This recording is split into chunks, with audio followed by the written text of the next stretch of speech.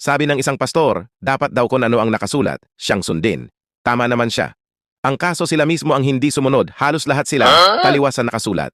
Yung iba pa nga dyan, kabaliktaran pa sa nakasulat. Isa pa nagsabi, hindi daw kailangan ng salvation, ang kailangan lang daw, relasyon. Oy Tor, anong klaseng? Turo yan ha? Yung ikapo daw, nakasulat naman daw, kaya dapat sundin. Tingnan nyo ang kawalang malay. Hoy Tor, utos nga yan, pero wala kang talagang alam sa Bible. Utos ang ikapo, pero niloko nyo ang mga tao, hindi kailanman iniutos yan sa mga hentil. O paano ka ba naging pastor? Pangawartahay lang ang ginagawa nyo.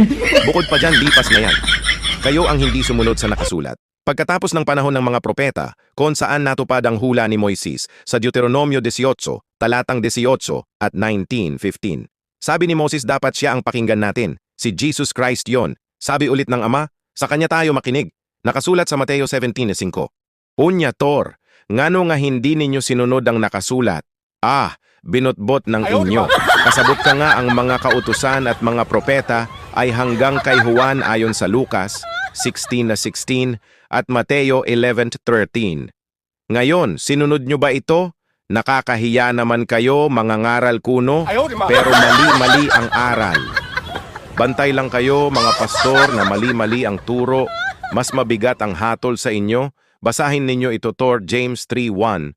Huwag maging guro ang marami sa inyo, mga kapatid ko, yamang nalalamang tayo'y tatanggap ng lalong mabigat na hatol. Mao nga ayaw rag patakatagag sulti kay maoran ay imong mamungan dihator.